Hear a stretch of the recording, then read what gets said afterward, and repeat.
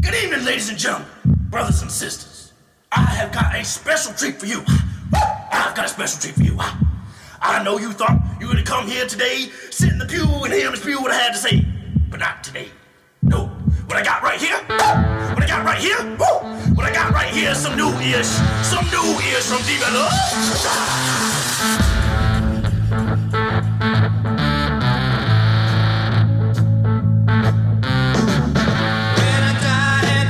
to rest. Gonna go to the place that's the best. When I lay me down to die, going up to the spirit in the sky. Going up to the spirit in the sky. That's where I'm gonna go when I die. When I die and they lay me to rest, I'm gonna go to the place that's the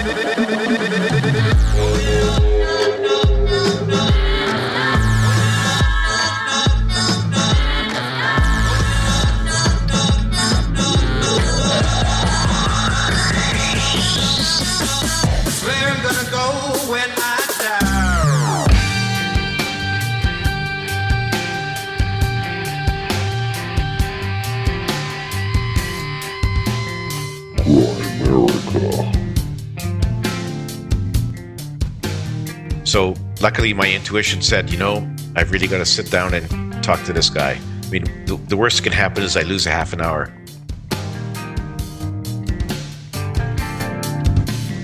Okay, guys, welcome back to the Grimerica show.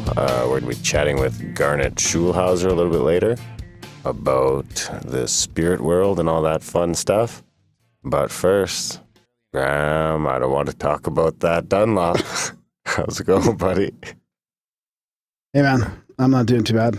No? No. Late night? Almost midnight in the studio, getting ready for an interview. And yeah, it's interesting. I'm across the pond. Yeah. We got black lights going on. Yeah, we're sort of trying to spice up the studio a little bit.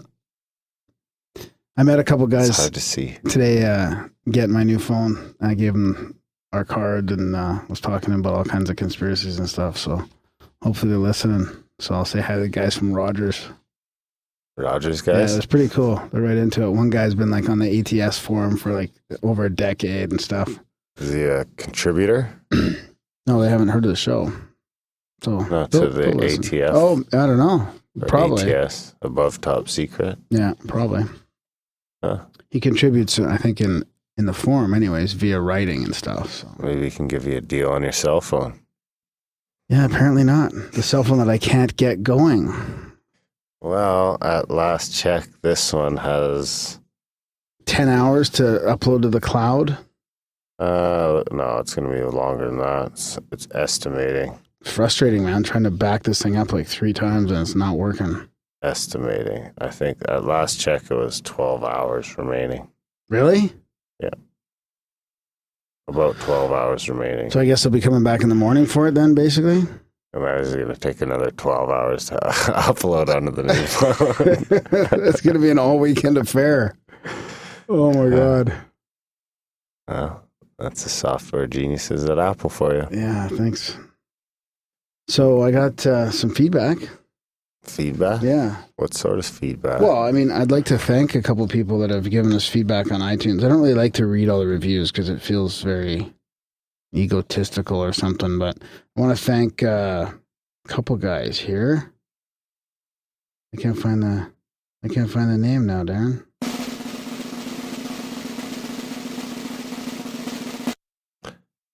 Huh. I tried to buy you some time. Thanks, buddy. Yeah, it's from Gumbo. I want to thank Gumbo 1111 and Polydectus for great reviews on iTunes. So keep that up. I want to get lots of reviews on iTunes. It really does help the algorithms, and it helps us grow and get more listeners and keep the guests coming and stuff. And grow the hegemony. And you wanted me to read some feedback, though, from... I did? Yeah. What from our buddy Jim Dexter. Jimmy D. Jimmy D. So this is from him. He says, I just want to say that I've been with you guys since the very beginning. I might have missed the first episode, and although life has sidetracked me for a while, I just binge listened to almost the last year's worth of shows and have been impressed, entertained, and enlightened or inspired, or some combination of all of the above, though always entertained after every one. I've not found a weak show yet. All great. Life happens so quick. I've not been able to lend any financial support, but hope to in the near future. You deserve it. Love to maybe chat someday. I have a story or two to tell. Was that the feedback you were wanting me to read? I thought there was something else. No, I don't remember. But thanks, Jim. Yeah, thanks. Jim's been with us since the beginning. One of our original fans. Yeah, and we decided to go like no ads and no sponsorships, nothing like that. So it's purely value for value. So we do have expenses here, and we do accept donations and of all kinds. And yeah, that really helps out the show. Or hugs. Or hugs. Send Graham an e-hug. I'd rather, I'd rather have a trip report, a psychedelic trip report, or a lucid dream experience, or a UFO experience, or what else? Feedback. A review. A review, yeah. Or a referral. Or how about this? Efrain's got an idea. What's that? He's like, hey, dudes, by the way, I've been listening in and out, and I feel like field reporting. Yeah. We He says I've been listening in, and I feel like you guys are hitting a newer, higher level. Okay, enough of Efrain the Guru. He was wondering he thought of his field reporting idea. So email. Efrain did a kind of a UFO investigation on the street, and he videotaped it and sent it in. So he's thinking about doing some more field reporting for Grimerica, and we thought we'd throw it out there to all the listeners if you guys want to do some casual, super casual field reporting. And like Red Pill Junkie was just on, and he's coming on in this episode to talk about the Rosewell Slide event. So if you've gone to any events or sightings and stuff like that, feel free to write us in, or you can maybe even call in and tell us about it.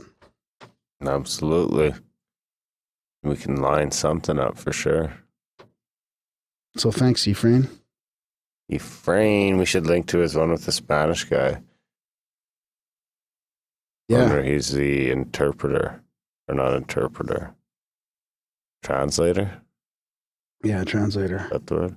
I prefer everyone should go to Efrain's YouTube channel and check out his old helicopter and his old fucking his old 90s purple jumpsuit. And his hockey mullet. Yeah, absolutely. If he wasn't in the purple jumpsuit, I could have thought he was a Canadian hockey player, but he's what is he doing? He's trying to fly his man-made pedal helicopter. It's pretty cool. He gets it going pretty good. Looks pretty dangerous, actually. Yeah, it'd be fun. Like, what if you sprain an ankle in that guy? And you're fucking coming down hard, if you run out of energy, make sure you're ready for it. Don't eat more than a half hour before riding or... Profound UFO quote of the week. Sorry, I thought you were done. I thought you were done. So it's time for my favorite part, the UFO quote of the week. And this is from... Who is it from? Dr. James McDonald. Ooh, I like this one. I've been studying now for about 2 years on a rather intensive basis the UFO problem. I've interviewed several hundred witnesses in selected cases, and I am astonished at what I have found. That's from Dr. James McDonald, senior physicist at the Institute for Atmospheric Physics and professor in the Department of Meteorology at the University of Arizona. That's from an oral statement to the House Committee on Science and Aeronautics, July 29th, 1968. Good year. Good statement. What was the astronomy? He was a senior physicist at the Institute for Atmospheric Physics and the professor in the Department of Meteorology at the University of Arizona. We got an Arizonian coming on soon. Oh, yeah? Who's that? The guy from the Public Space Initiative. You want to tell us about Paul it? Flores, I think. That's those, what were we talking about before? The people that want to put the public-funded lunar orbiter. So it's like a telescope around the moon, kind of? Yeah. Cool.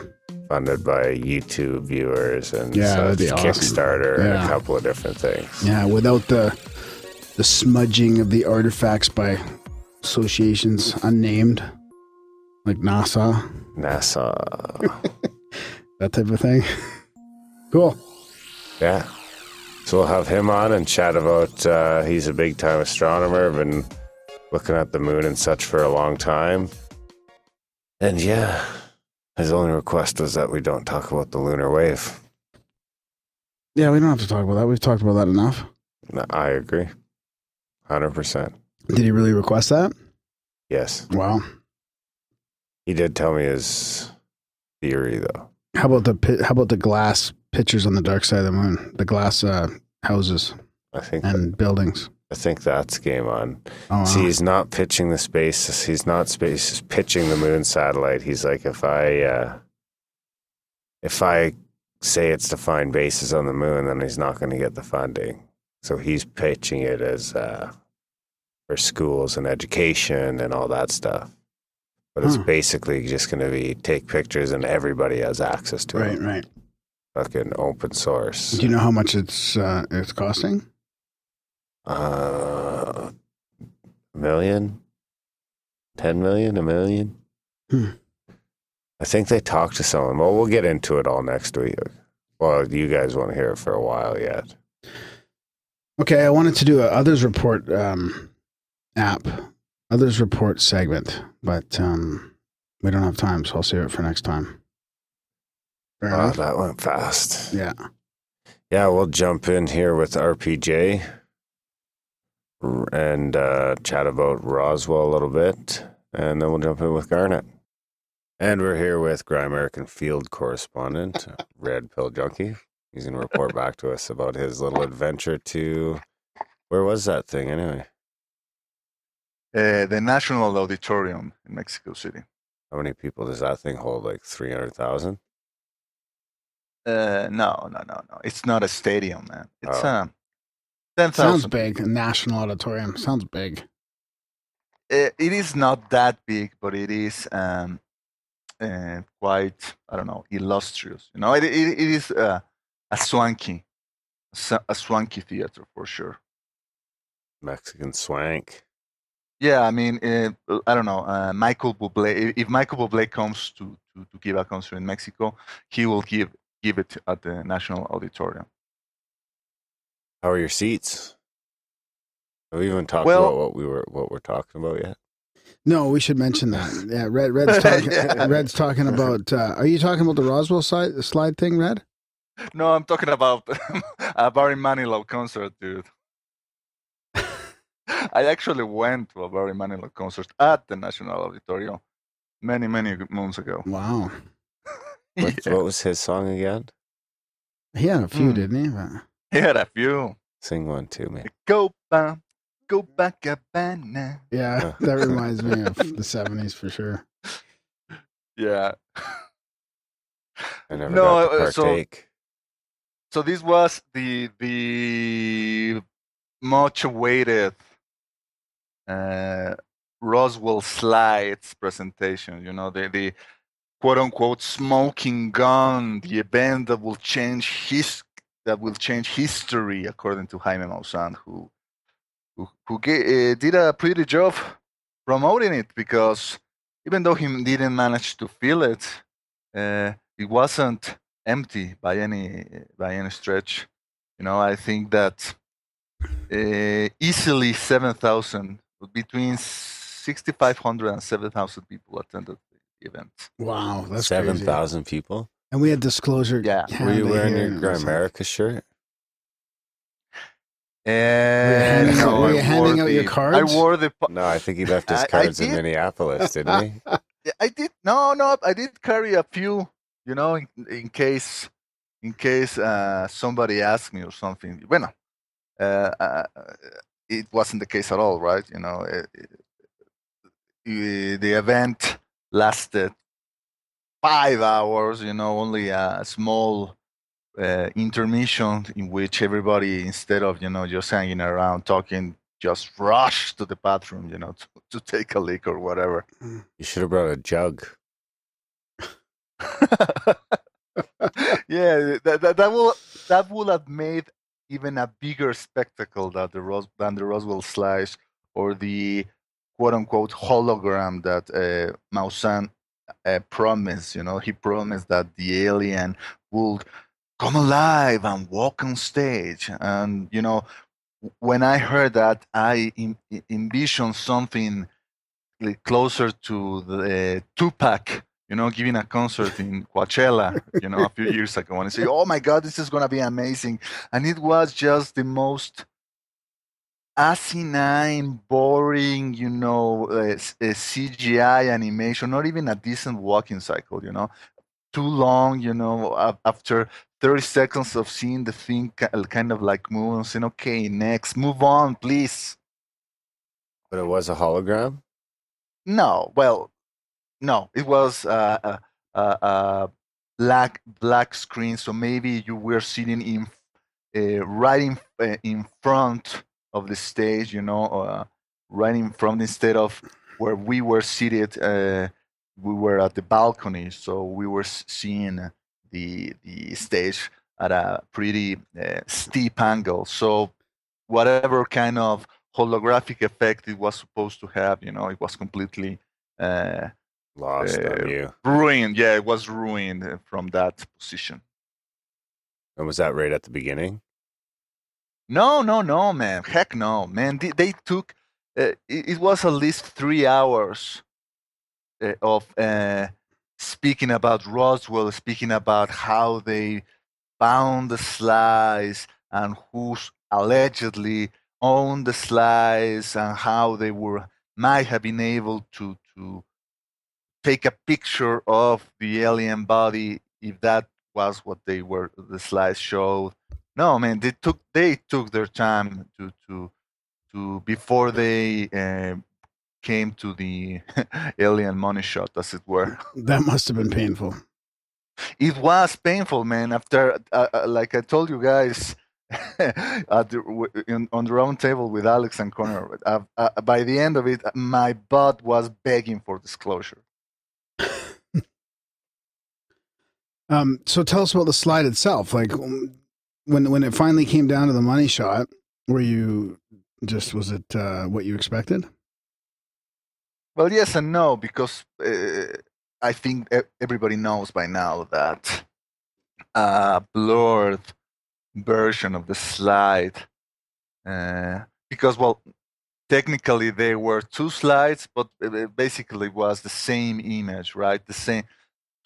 The two were showed the body at exactly the same angle. Instead of, the only difference was that one was taken with the flash on and the other wasn't, so it was darker. And there were other differences, like, for example, in one of the slides you could see the legs of a middle-aged, robust woman, wearing some kind of a blue dress, and the other you will see what you saw instead was the upper portion and the part of the trousers of a man standing instead of a woman. But anyway, we had already seen more or less what the slide will be about, even though Maussan kept insisting that the quote-unquote grotesque image that the skeptics and the bunkers had acquired illegally,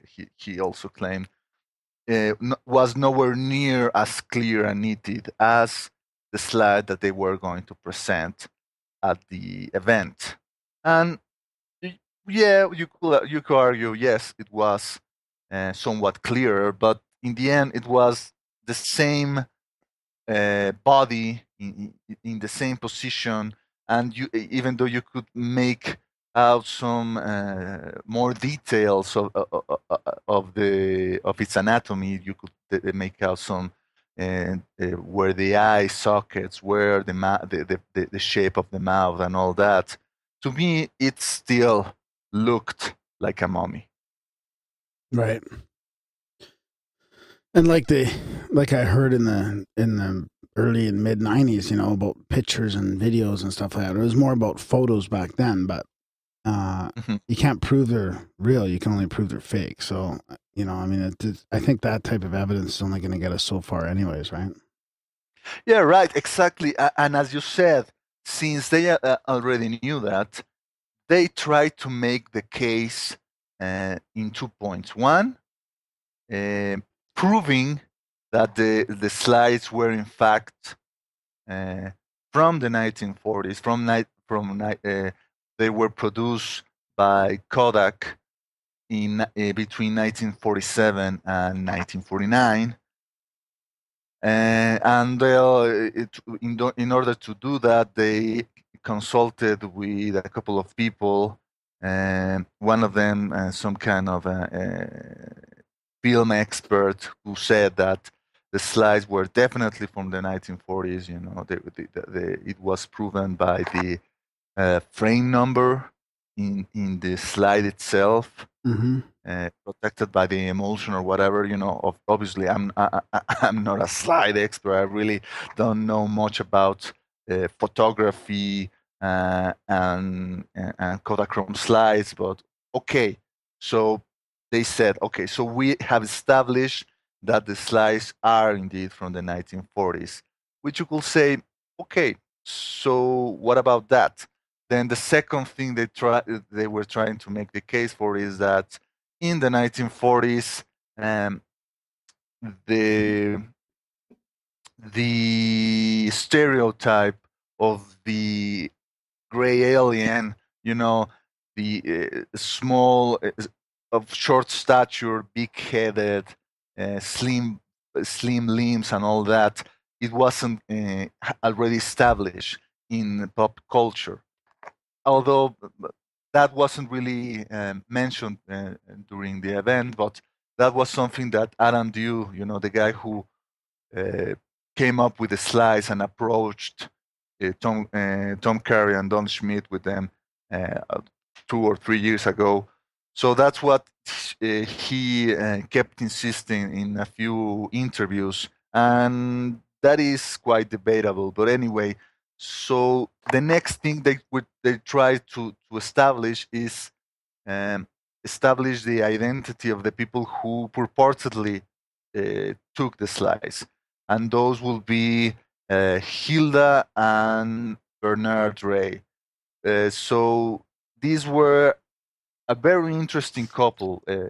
Hilda was not only a lawyer, but she was also a pilot, and well, you know, even in today's standards, that is quite impressive. And her husband was a geologist who worked in Texas and New Mexico. So they're already establishing, okay, they live close to where the Roswell crash occurred. And they also try to make the case that these were very well connected people. They had ties with not only people in high society, but also they were allegedly very good friends with the Eisenhowers. So that's what they were trying to say. Oh, so these people knew the Eisenhowers, ergo they might have been able to be shown sensitive materials, like, you know, images of alien bodies kept by the military. So even though you probably couldn't confirm it being a smoking gun like advertised, do you think there's still a chance that it could be something legit there? Like, just to speculate. I don't know. I mean, I don't know, man. So they also showed a recorded interview with this guy, Eleazar Benavides.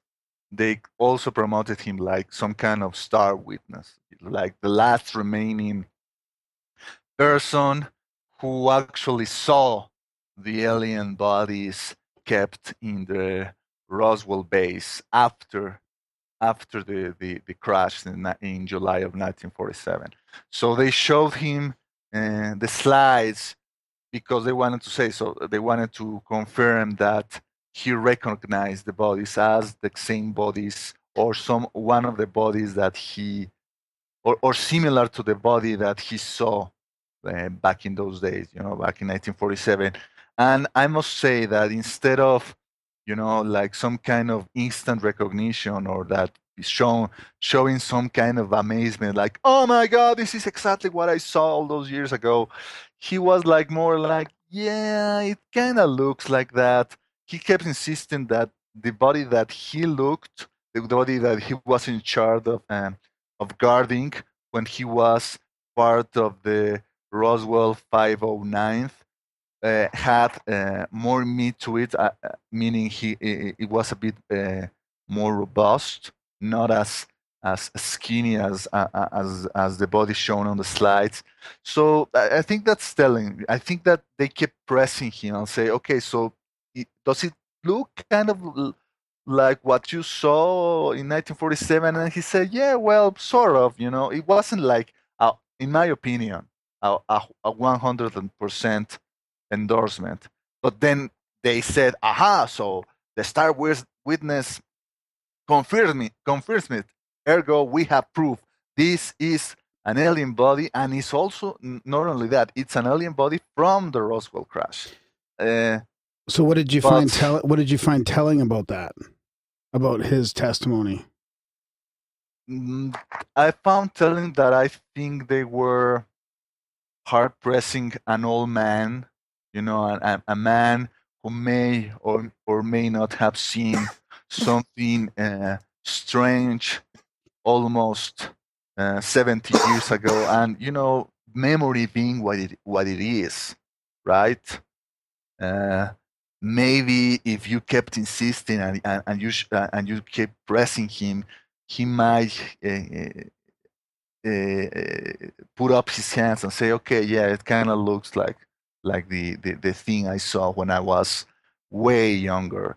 I don't know, or maybe there are other reasons why he's saying that. We don't know. Maybe I mean, now this is pure speculation, and this is more like on the border of being libelous. But we don't know if Maussan paid him, to be on stage and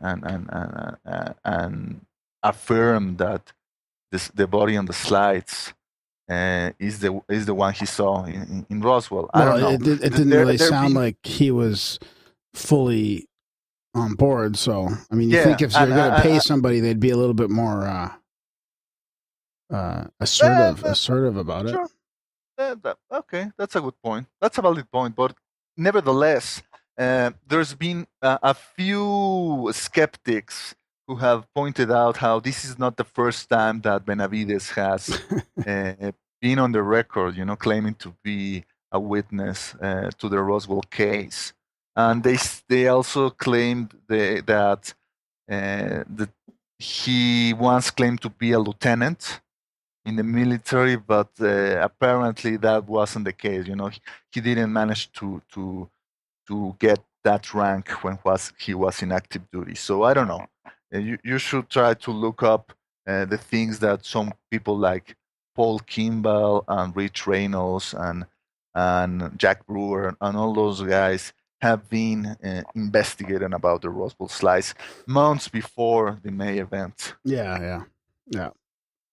Huh. Well, are you glad you went though? Yeah. Let me finish about. You said whether this was a smoking gun. You know what? This heavily reminded me of Dr. Stephen Greer's serious documentary and his whole thing with the Atta little alien body that he presented, and he apparently made all these scientific and genetic analysis. And at first, it seemed that he did have had gotten his hands with a really interesting biological specimen. But if you have managed to follow on the story, it seems that in the end, the so-called little alien he found coming from the Atacama Desert in South America was nothing more than the body of an aborted baby that someone buried in the desert. That turned out to be? Yeah, that well, I mean, it's not conclusive, but it seems to be a far more likely explanation than what he presented. He presented that the body was human, but it had the characteristics of an adult body, which weren't concordant with the evident small size of the specimen. So they say, okay, so this thing, it has the size of a fetus, of a newborn baby, but it looks aged like it was some kind of adult. So that was to the person the scientist who conducted the investigation, and I don't remember his name right now. He said this is a genuine anomaly that should be investigated further. But then, after the release of the Sirius documentary, many scientists stepped in and said, there could be plenty of explanations why the body was of a fetus, but could present what could look like the effects of aging, and that was apparently only pure and simply the result of the body being exposed to the hot sands of the desert. The hot sands of the desert would have such an effect on the little body that will kind of mimic the effects of old age. Huh. Interesting. So thinking about that, maybe what we have here is something similar, something like maybe this is the body of a child, and maybe the body was subjected some kind of botched mummification process or something, which gave it some kind of weird anomalies, and maybe paired with some kind of malformation caused by some genetic syndrome or an illness. But having said that, I must acknowledge the fact that the three forensic specialists that Maussan presented during the event, especially the first one, a guy by the name of José de Jesus Salce Benitez, who is a medical examiner, is a member of the Mexican Navy. He has also all kinds of impressive degrees and diplomas on his resume, and he gave a very what to a layman like me seemed like a very knowledgeable and professional exposition and explanation of why, according to him, the body couldn't be that of a desiccated mummy or a child. I mean, according to him, the body wasn't even of a mammal. Wow. Yeah. So this is something that gives me pause, and it's also something that gave Richard Dolan pause. Yesterday I was interviewed by Gene Steinberg and Chris O'Brien for the Paracast, and Gene managed to have Rich Dolan for a few minutes. Something like a round table planned for. Yeah. Well, not so much a round table. He only managed to have Rich for a few minutes during one or two segments, and I managed to ask him a couple of questions, and Rich, gave his position. Rich has been very clear in the fact that he's still not 100% convinced that this is an alien body, as he should. Right. But he still thinks that the slides are interesting nonetheless and deserve further scrutiny.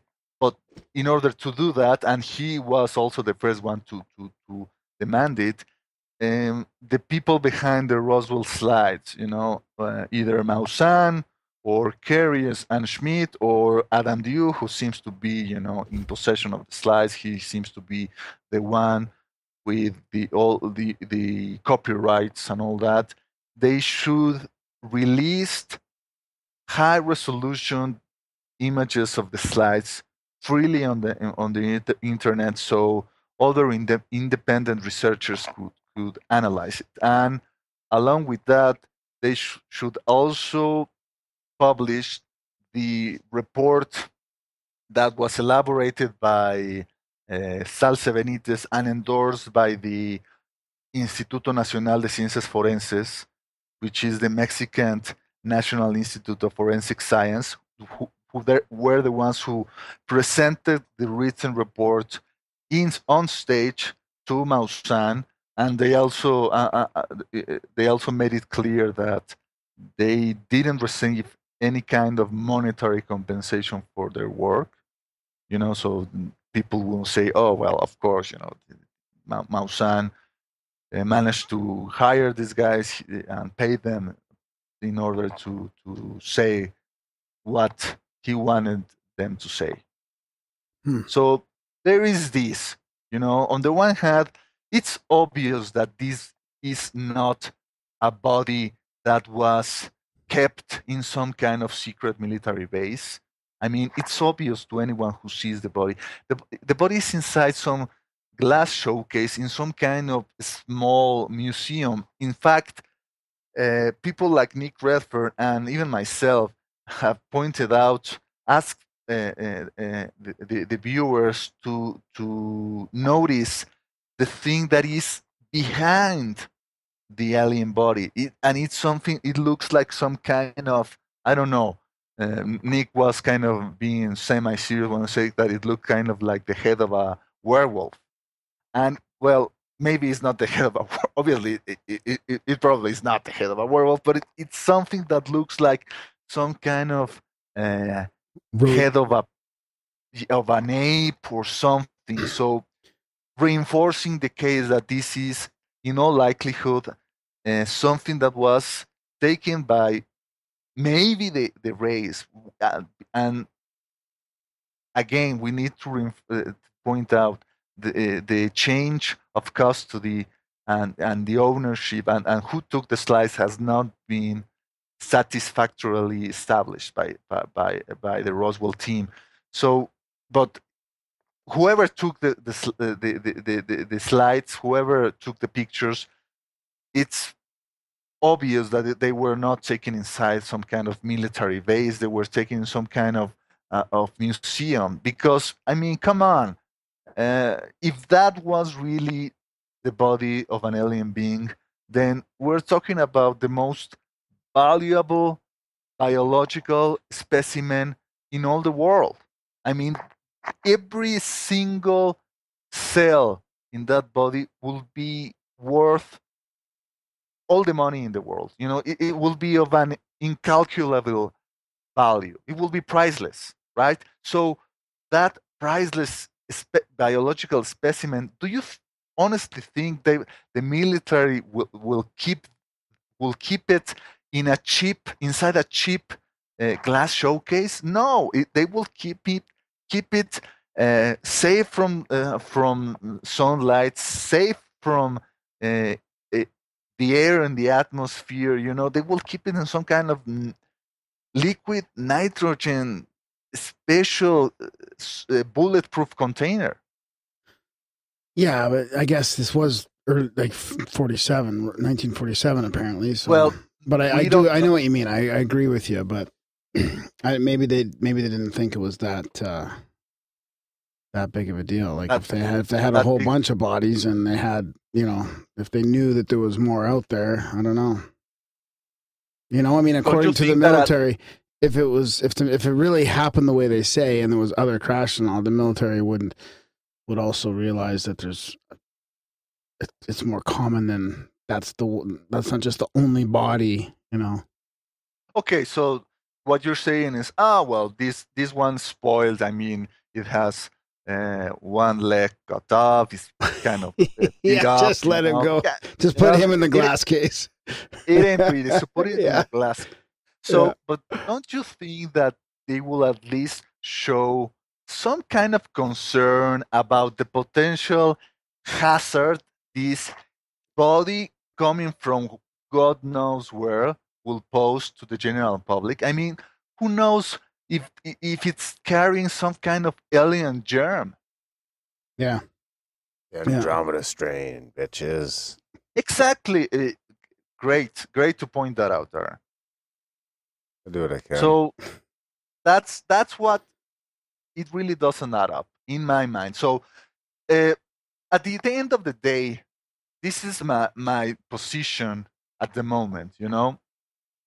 Either the Rosewell Slides pass down to history as just another rehash of the infamous Santilli alien autopsy video of 1995. And by the way, it's kind of curious when you realize that the May 5th event, the Be Witness event, occurred exactly 20 years after the Santilli video was released.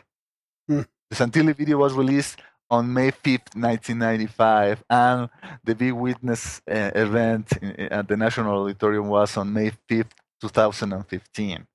So that's kind of interesting. No way. That's crazy. Yeah, but okay, so it's either a hoax like the Santilli video, and it's so sad to realize that there's still a lot of people who firmly believe that the video was genuine.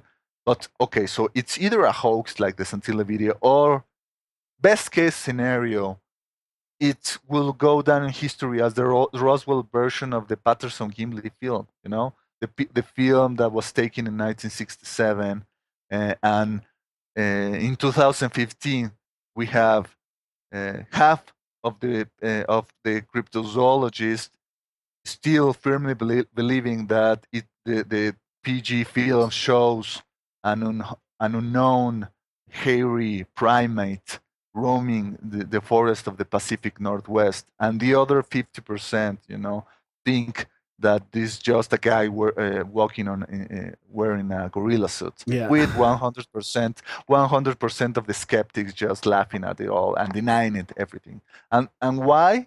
Because in 2015 we still don't have a Bigfoot body. And hey, let me point out, I think people who follow the Grimerica show already know that I'm not really a supporter of the shoot Bigfoot camp. I don't want people to kill Bigfoot, but nevertheless, the lack of a biological specimen that could be put on a lab table and be analyzed is the reason why the Patterson-Gimli film, as interesting as it may be, and I do think it's an interesting film. I don't really think it's a guy in a gorilla suit, but it's just that, an interesting thing. It's not conclusive proof, and neither will be the Roswell Slides if they were actually the real deal, a bona fide alien body. Yeah. No, that's interesting. That's sweet, Red. We appreciate you going down there and giving us a report. Sure. Wonder what the next thing we can send you to is. A spiritual quest, a vision quest, with a heroic dose of ayahuasca. Peyote. Oh my God. Well, start launching the Kickstarter campaign. send Red to the Amazon. Yeah, that might work. Yeah, make you could just junkie pay a shaman. Yeah, well, thanks a bunch, Red. Thanks for coming on the show and giving us a rundown of the Roswell. More Roswell. Remember when you said you were never going to talk about Roswell? Yeah, I wanted to boycott Roswell at first. Yeah, I think that after this, we're all going to boycott. We're Roswell. done. We're done. Fuck Roswell. Yeah. At least until the next 20 years. Exactly. Well, enjoy. We got who's coming up? Garnet Schulhauser, Dancing on a Staff. Yep. That was a fun chat. It's a good one. You guys should enjoy it. Yeah, it was really good.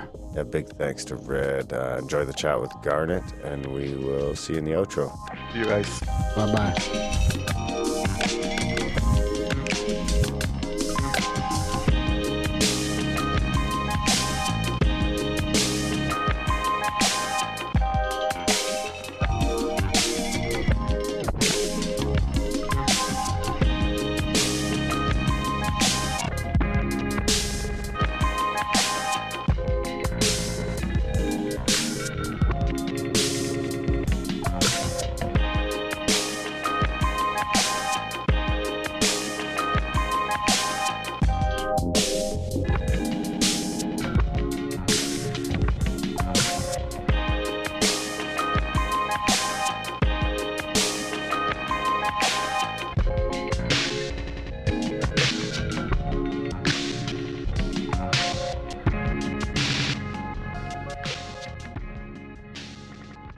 Okay, guys, in Grimerica tonight, we've got Garnet Schulhauser. We're going to be talking about his new book and all sorts of fun things along the way.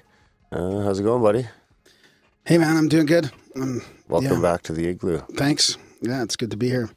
And we've got Garnet here, who's from Vancouver Island.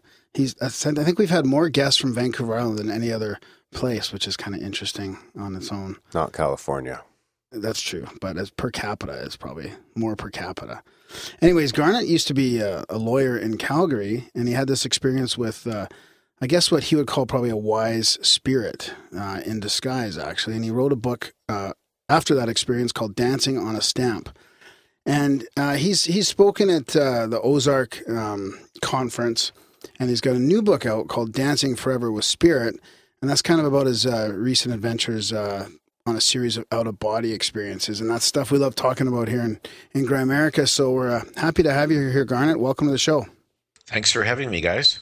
Yeah, I guess there's lots to talk about here. I guess I want to start by just giving the listeners a quick summary of your Dancing on a Stamp there, your experience, and I'd love to then just get into more details about your new book. Great. Well, it happened. I was practicing law in Calgary at the time, and I had an office on the 47th floor of Bankers Hall East Tower. You guys will know where that is. And so one sunny afternoon, I decided to go for a stroll on the Stephen Avenue Mall to get some fresh air. Yeah. And I walked a block or so, and all of a sudden, out of nowhere, this homeless man jumps out in front of me. And instead of my typical maneuver of doing a quick sidestep and going around them, because these people are often on the malls, you know, I just stood there and took it all in, because this guy was very different. He had these amazing, dazzling blue eyes that were penetrating deep within me. I felt like he knew everything about me, even though we'd never met. Huh. And his eyes were also sending me this warm gush of, I describe it as pure unconditional love that was just filling my body with an amazing sense of peace and security. So it was an amazing feeling. I knew this guy was different, and it was like a deer caught in the headlights. I just sort of stood there like I was in a time warp. I had no idea how long I stood there, but I was just soaking it all in and enjoying every moment of it. And then he broke the spell and he said to me, "Why are you here?" And he quickly disappeared into a nearby store. Well, when I finally collected my wits, I decided I should go in there and find this guy. I needed to find out, like, who was he? Why did he stop me? Why did he ask me that question? Uh-huh. So I went into the store. There was only one entrance into the store, and I could see throughout the whole store he wasn't there anywhere, and he hadn't come out. So I went back onto the street, and I walked up and down the Stephen Avenue Mall for 15 or 20 minutes trying to find him. He was nowhere to be seen. Huh.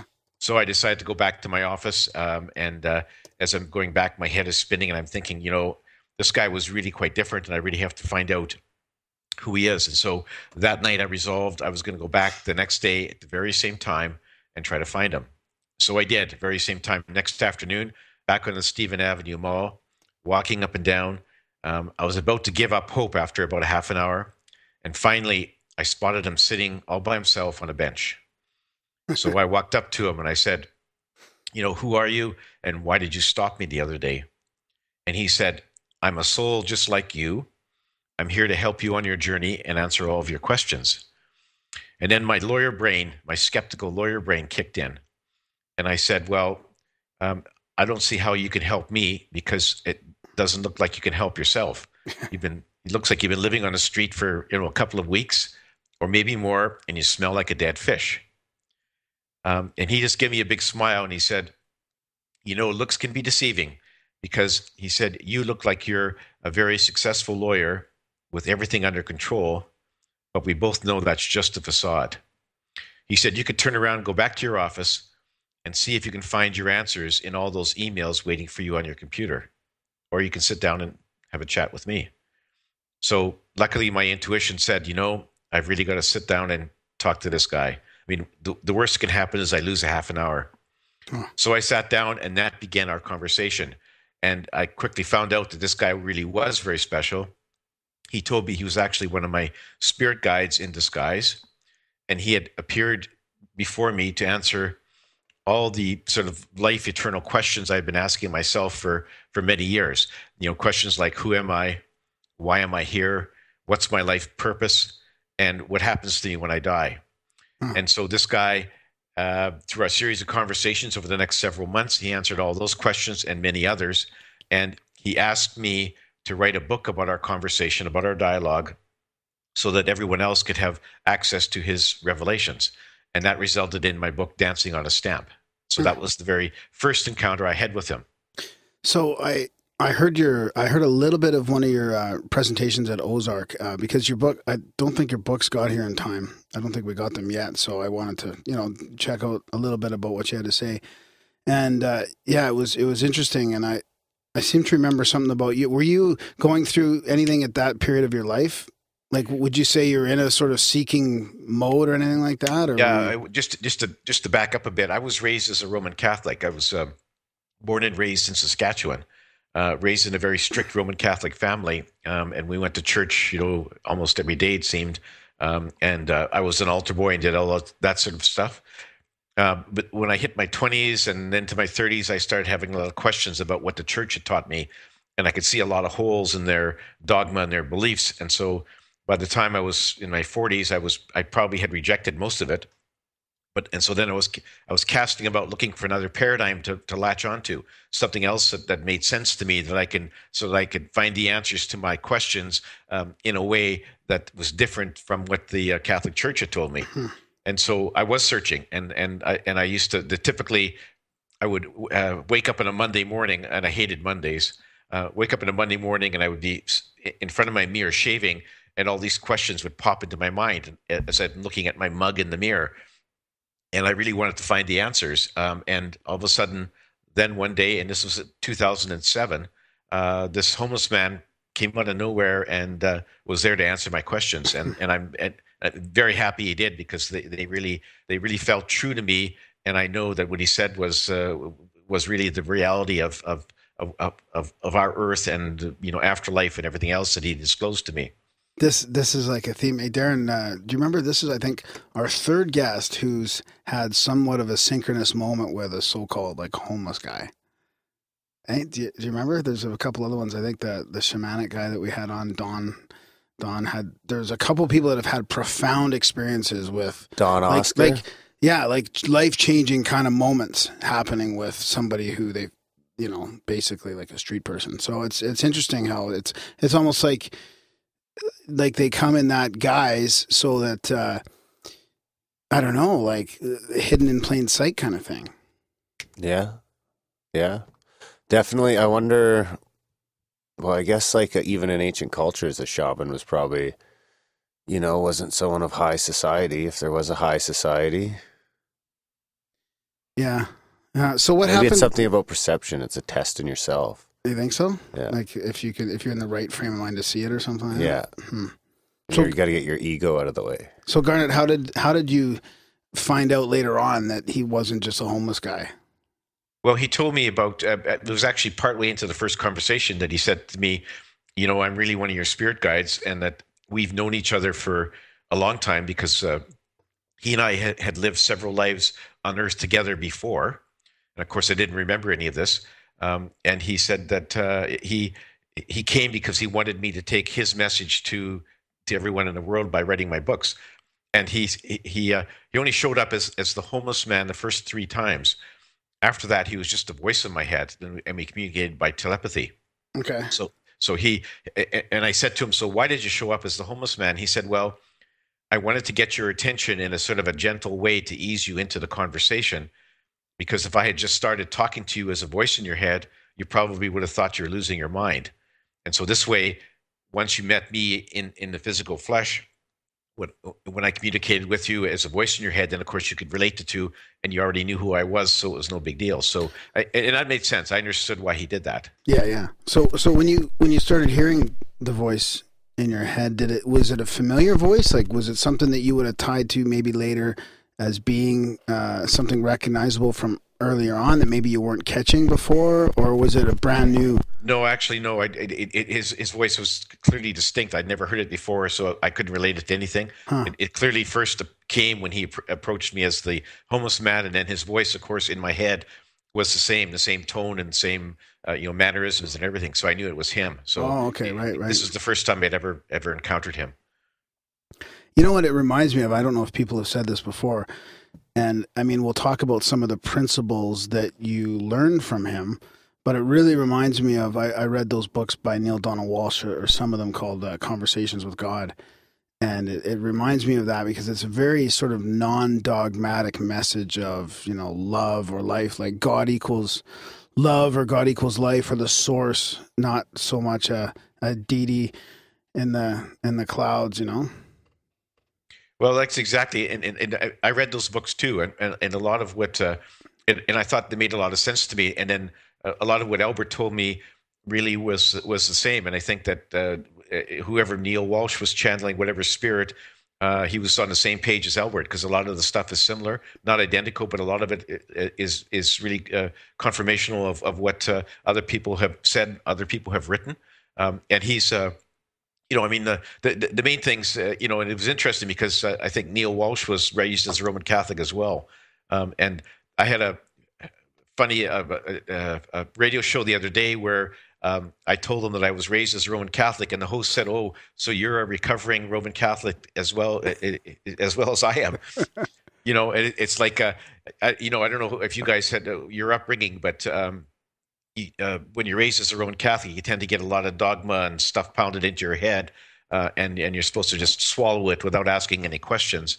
And then, of course, when you get older and you start to question things, you realize that a lot of it just doesn't hang together. And Albert basically confirmed that. I mean, he said, look at, the source or God did not put you here in this life. You chose to come here. You chose to incarnate here, so that you'd experience things and learn lessons that you needed for your evolution.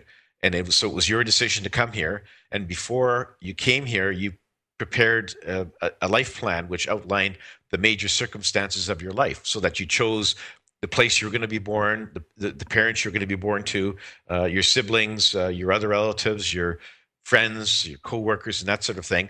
And you did that with a very specific purpose in mind. And even though you don't remember that you had one or what was in it, we all have one. So we came here of our own volition. God didn't put us here.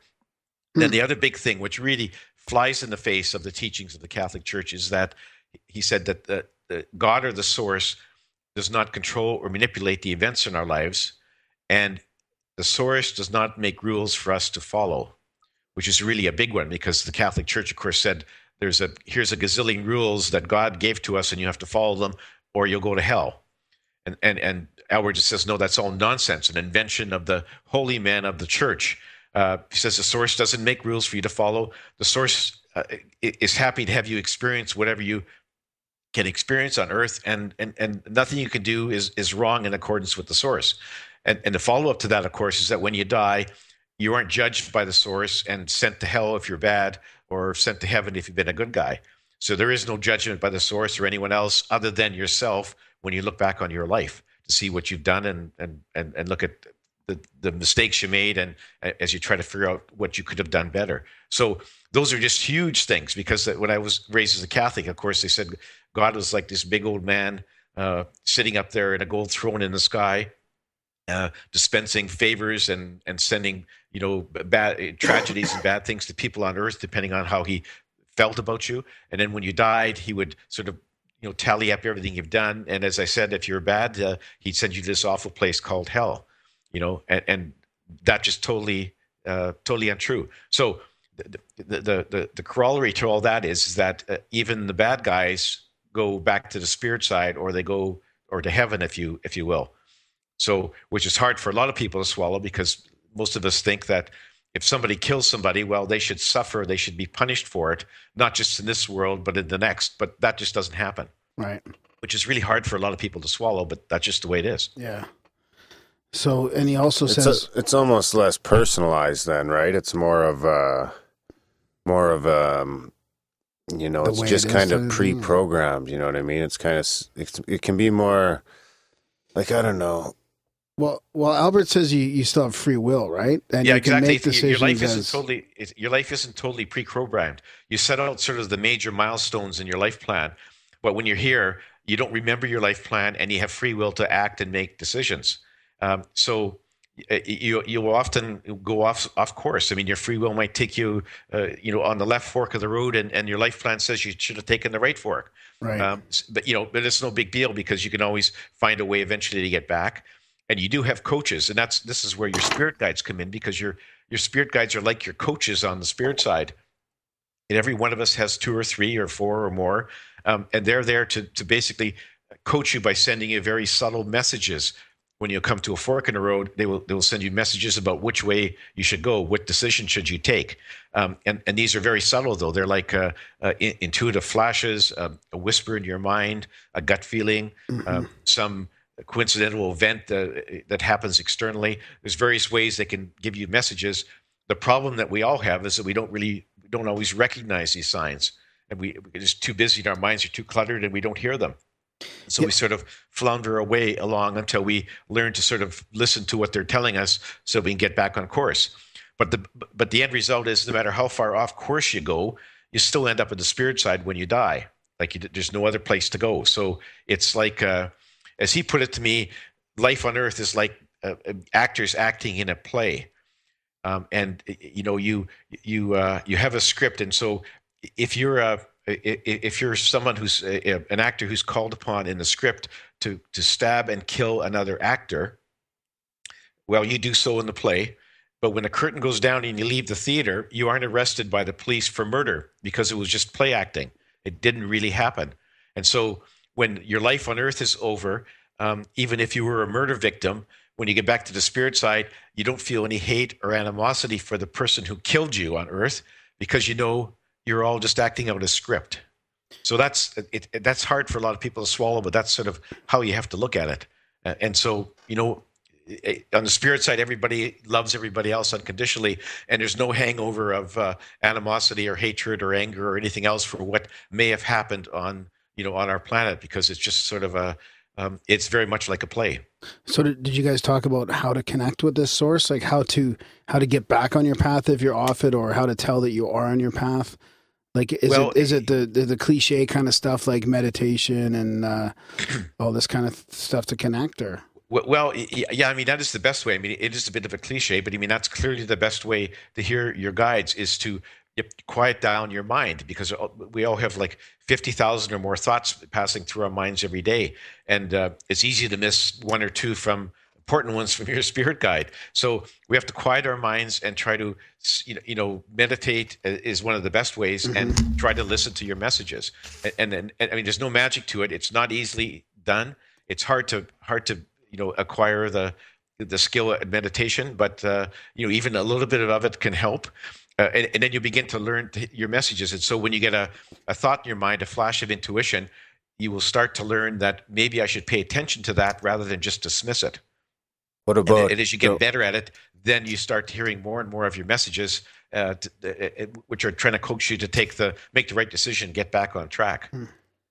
It seems like psychedelics must work too, right? Because you always hear of so many like aha moments under the influence of psilocybin or LSD or DMT. People do these substances and they're never the same. Well, do you remember that study about the psilocybin where they had a guy under fMRI and they expected to see his brain light up with activity when he was on mushrooms, and instead it was quiet, like it quieted right down. So maybe that's an extreme way to quiet the mind there. And even though you might not think of it because you're somewhat of a hallucinatory stage, but maybe like really your mind is quiet from all the outside chatter that happens every day, and then you can open up to source. In the shower too. I come up with a lot of my aha moments in the shower. Well, that's a good way to, whatever works for you, Anyway, in terms of the drug thing, Albert did not comment on that. I didn't ask him, so I can't make any comment on that. But meditating is one of the key ways. I mean, when you're in the shower and your aha moments come, you're effectively having a meditation in the shower. I mean, some people do it when they're walking through the forest. Some do it when they're sitting, quietly in a dark room. It comes in various forms. But the real trick is to learn that when you get the aha moment, to pay attention to it and try to figure out what it's telling you. That's the trick. Yeah. Huh. So was it a surprise to you that a lot of the spiritual principles that you learned from Albert are sort of the same, like you'd hear them in the spiritual community, or it's stuff that's been bandied about before. And like, I know the skeptics would probably say, oh, Garnet's read these books or he's heard all this stuff before, so it's like your consciousness, your subconscious coming through or something like that. But for me, in a way, it could also be looked at the other way, and it could solidify some of the information that you're getting, because it's in line with a lot of the non-dogmatic, just sort of love and light. And I hate to use the words, because it's kind of, that's been hijacked too, but you know what I'm saying?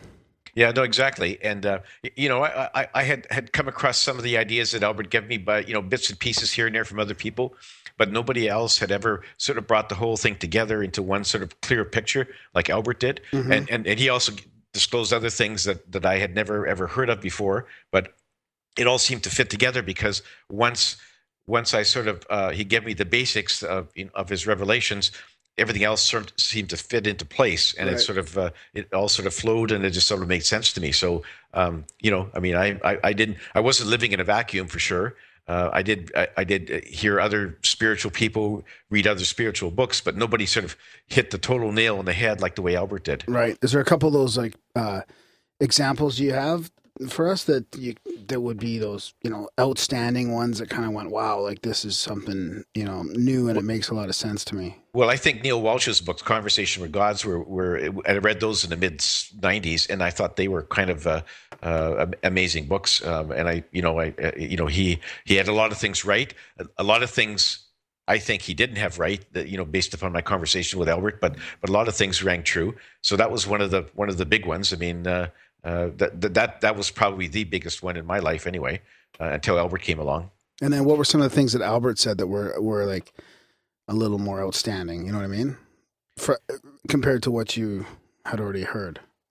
Well, he basically said that some of the people have said that we're here to not to learn anything, but to remember what we already know. And right. that just didn't make any sense. And after listening to Albert, he said, well, and I asked him about that, and he said, well, if you came here just to remember what you already knew on the spirit side, what's the point of coming here? You could have stayed on the spirit side, and you'd remember it without having any lapse of memory. So Albert was very clear. He said, we come here to have experiences and to learn things that aren't available to us on the spirit side. Because the human experience. Yeah, on the spirit side, you can learn about life on Earth. I mean, you can observe what's going on. You can watch videos and do all kinds of studies about work life 6 on days Earth. a week. But it's book learning, and you can't really appreciate fully life on Earth as a human until you actually incarnate into a human body. Because on the spirit side, there's no fear, there's no anger, hate, greed, no violence, none of those negative emotions, and you can sort of watch what happens when somebody who's angry and hateful hurts somebody else on Earth, but you don't really know exactly what's going on in their mind, either for the perpetrator or the victim. So you incarnate on Earth, and there it is, bango, firsthand. Now I know what it's like to be anger, what it's like to be the subject of hatred. I know what it's like to feel jealousy and greed. And that's just part of our learning experience. That adds to our wisdom as souls, and we need to get that firsthand, sort of in the trenches on Earth in a physical body. So it was sort of a major difference. We didn't come here to remember what we already knew. We came here to add to our knowledge. And that would be over multiple lifetimes? Yes, exactly. And we don't remember any of our other lifetimes. When you get back to the spirit side, of course you do. And then you as a soul are the sum total of all your lives and all your memories and all your experiences over all your lives. And every life you have here adds to it.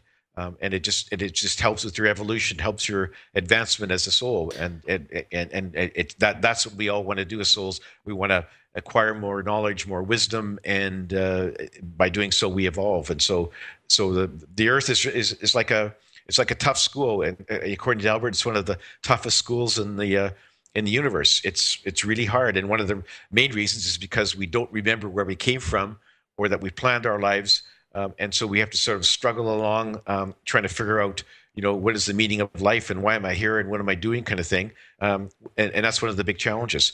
Couple that with the fact that we have free will, so we can, go way off course if we're not paying attention to our messages. So So I think that was one of the big differences. One of the huge ones is that, there is a purpose for us to come here, and it's to learn and experience. The other difference compared to some of the other spiritual thinkers is that it has to do with karma, because a lot of them think that when you come here and if you accumulate negative karma, you are forced to continue to reincarnate, keep coming back and back and back on the wheel of karma until you get rid of your negative karma. And Albert said, no one forces you to come back. If you leave a life where you've built up a huge karmic debt, you can choose to not come back if you want to. But he said, most of us feel sort of a moral obligation, like, oh, I kind of messed up in that life and I had accumulated a lot of negative karma. So I think I should go back and try to make amends and balance up my karma. So it's more of a moral imperative for souls as opposed to a strict law of the universe that we have to. That's another big difference. So, Albert has said we are absolutely free every time we finish our life to decide if we want to go back and how we want to go back, or even if we want to go back into another life form on another planet, we can do that. And there's no sort of a wheel of karma that forces us to continue here life after life after life until we've gotten rid of our negative karma. Okay. Even though a lot of us will choose to do that voluntarily, but it's our decision. Yeah, and you're getting that other side of the experience, really, right? If you come back to try and balance that out. So, Darren, did you want to say something? Because I've got. Is there a limit To the lives? To lives, yeah. Because I've heard a number elsewhere. I want to see. That correlates. Albert said you can come back as many times as you like. Okay. And for some souls that might be, a couple hundred times. Others it might be a couple thousand times. It depends on, you'll stop incarnating here when you feel that you have, learned everything you can learn here, and that you basically have graduated from the earth plane. And it's different for every person. There's no timetables. There's no deadlines, because we're all eternal souls. So we live forever, and there's no deadline for our evolution or any milestones we have to reach. It's just sort of at our own pace. We tend, though, to travel in groups, soul groups. And just like, any group of friends you might have on Earth, a group of souls, they try to sort of keep pace with each other, sort of a friendly competition. And so you tend to sort of travel with your soul group, but that's just voluntarily again. Nobody makes you do that, and there's no limit to how many lives you can have. So some people remember their past lives. Do you go ahead? I was just wondering, do you think there's like other shit going on than Earth? Like, can you like come here for a few lives and be like, yeah, let's go back over there? Or sorry, I don't quite understand. Like, can we choose to live a life on some place other than this existence? Like another where we all are right now. Yeah, like another material planet? existence that isn't, say, Earth as we know it. Oh, absolutely. There's like millions and millions of different life forms just in our galaxy. And of course, I saw something the other night that said there's like 100 billion galaxies in the universe observable. So there's all kinds of different life forms. Yes, you can go there. In fact, you may have already been there before you came to Earth. You'll find that out when you get back to the spirit side. And not only can you go to different planets, you can also incarnate into other life forms on Earth. You can incarnate into animals. But it's always your choice. So it's not like, some people say if you have bad karma, you come back as a skunk. Yeah. Or a Canuck. What's wrong with a skunk? Sorry. It's always your choice. And there's nothing like, I think some of the Eastern religions, as you know, that's their philosophy, is that if you've had a bad life, you'll come back as a snake or a cockroach or something. That doesn't happen. You'll only come back to something that you choose to.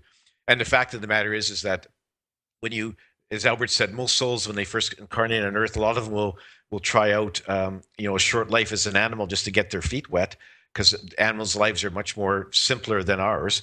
And then when you sort of feel more comfortable with the Earth environment, then you'll jump into a human, which is a lot more complex of a life.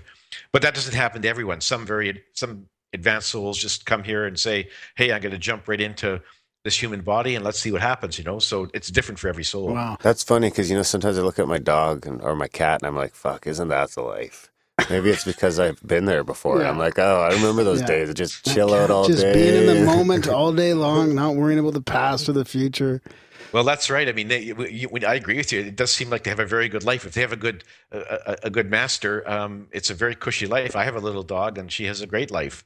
It's contentment that they seem to like. My cat just seems to ooze contentment. If I'm around paying attention to her, he's content. But if I'm not, then he's obviously very needy. But that's a different story.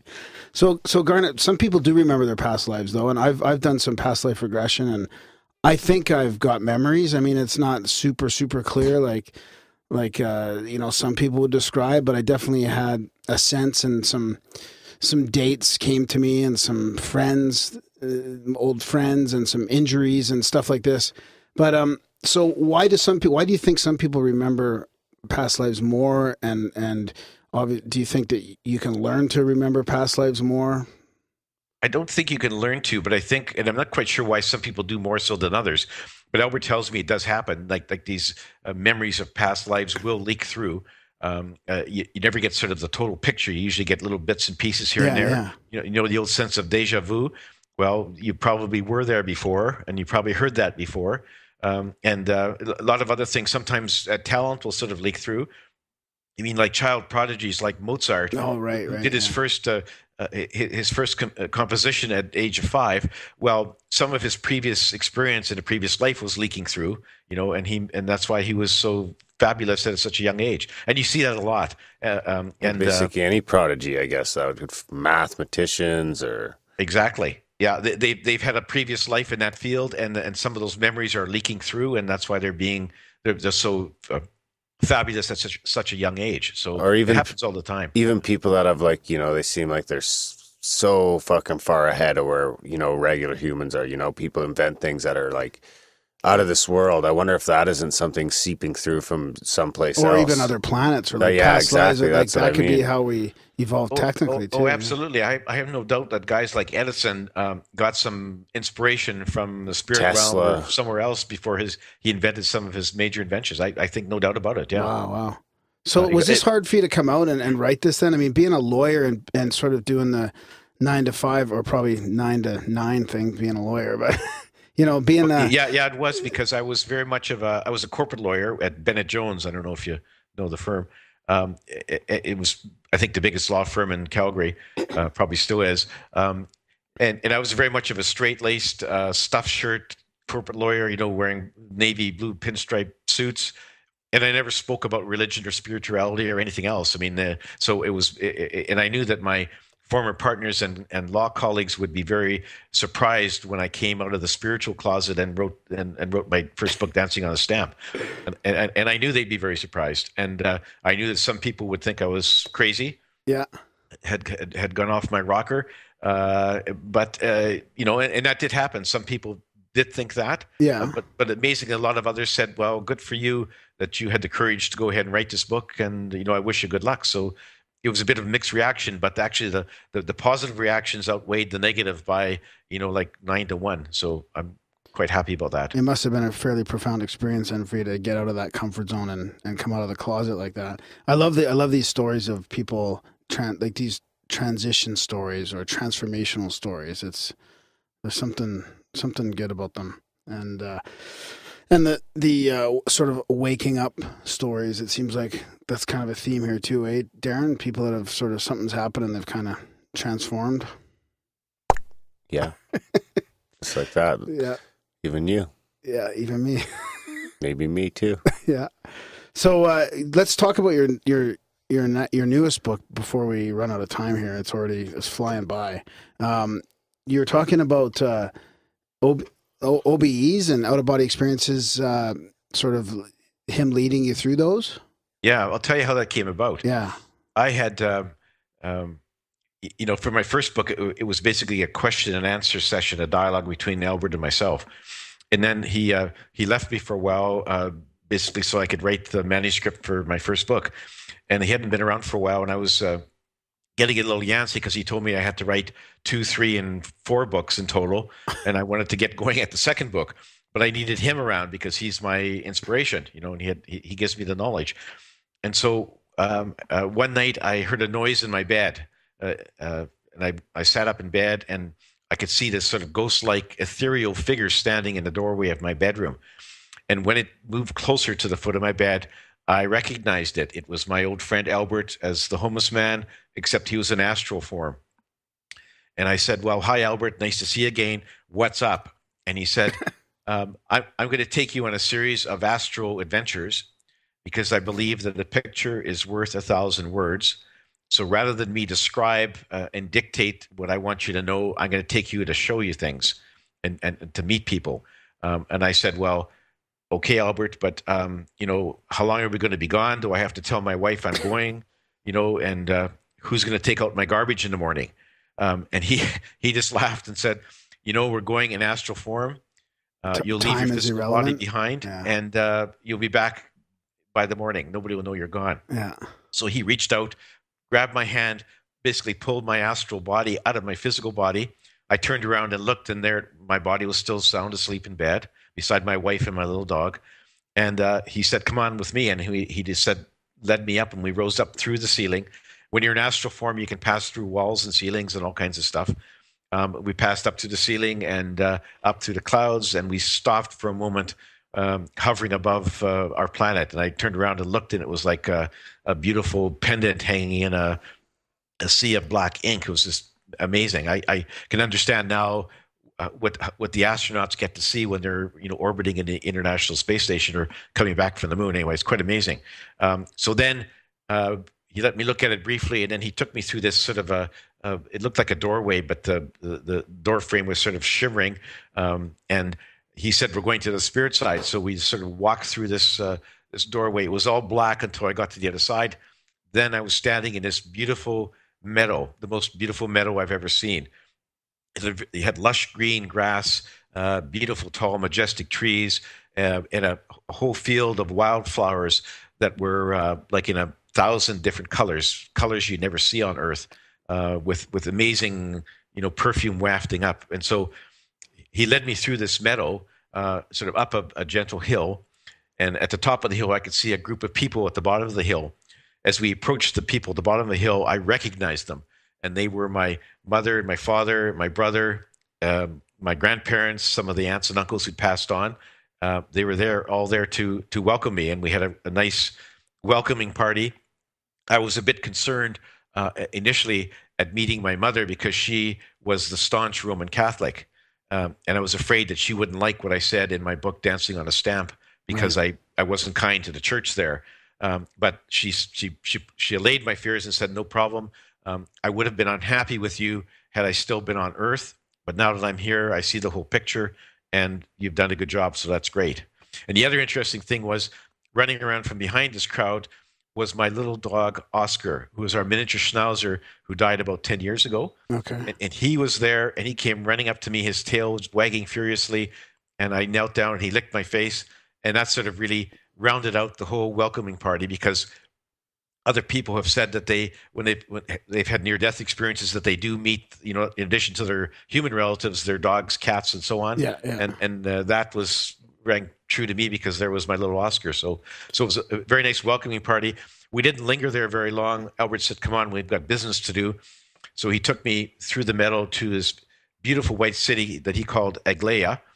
And it was one of the cities on the spirit side. And we took a stroll down the main street, and there was an amazing sight, because there was just a whole group of people strolling down the street who were in all different shades of skin, wearing all kinds of different colored garments from very different eras, in Earth's history. And I said to Albert, like, what's going on here? Because it felt like I was at a costume ball. And he said, well, souls on the spirit side can choose to appear to others in any way that they want to. And they will often choose to appear as somebody that a person that they had lived in a past life on Earth. So maybe they felt like they were, a Roman senator, and they liked that life. They may appear as such, on the spirit side. And he said they can change their appearance anytime they choose. And some people will choose just to be like a ball of glowing light on the spirit side. So it was very interesting. It was like literally like a costume ball. But from there, he took me, we strolled down the street, took me to this beautiful white building called the Hall of Wisdom. And we went in there, and inside this big room was seated around a semicircle table were 11 people dressed in robes with white hair. And Albert said that they were called the Council of Wise Ones. And they were wise, very advanced souls whose job it was to oversee all the incarnations on Earth. And so he said, I brought you here because they wanted to see you.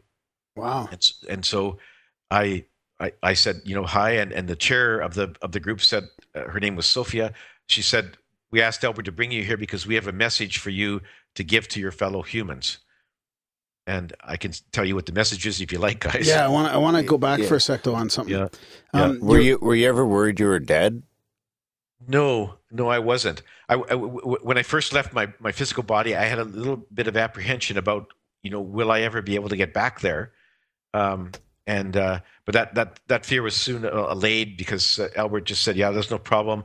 We're just going to be gone for a short while in Earth terms, but I'll bring you back and you'll go back in your body. And so I was very relaxed after that. And when I got back to my body the first time, then I knew how it worked. And so I was very happy thereafter. I had no concerns. So and I wasn't worried that I was dead. I felt very much alive, actually. Yeah. This is quite the opposite, probably. So I've got a question about your welcoming party. Were they all deceased from before? Yes, they were all deceased from human life. But as I say, I knew them all. Well, some of them I didn't. Some of my grandparents who had died before I was born, I didn't recognize what they introduced themselves. But of course, I knew my mother and dad and my brother and some of my aunts and uncles. And Albert says that this is the kind of welcoming party we all get when we die here and cross over to the spirit side, and it depends on who we are as to who's in the welcoming party. But it's just there to make you feel comfortable, make you feel like you've come home. It was a very great experience. I mean, it was like a unconditional love all around, and big hugs from everyone, and it just made me feel great. It also confirmed to me, without a doubt, that people live on after they die on Earth, and that there is no death as such, just a changing of a transition from a physical body on Earth over to your natural form, which is an astral body, on the spirit side. So it was wonderful. What's your feeling if somebody was lucid dreaming at the time, and they're dreaming about you and your family? Would you be able to see them there? Like, do you think that there's the crossover, if you're deep enough into a lucid dream, that you could actually those dimensions would sort of bleed together, or are they similar? Well, I think that I don't know too much about lucid dreaming, but I think that when someone is lucid dreaming, they're actually astral traveling, and in fact, everyone astral travels. This is one of the other amazing things, is that Albert said that every human, when they go to sleep, their soul, their spirit leaves their physical body and either goes somewhere else on Earth or goes to the spirit side, except that we don't generally remember it. And I was allowed to remember my trips for the reason so that I could write a book about it. And somebody who's lucid dreaming, I think they're astral traveling. And the thing is, they remember some aspects of it when they wake up. So I think they go to the same place. They go in the astral plane, and they see different things. And I don't know if I would be able to run into anyone who's doing it when I was over there, but possibly I could have. Yeah, no, that's interesting.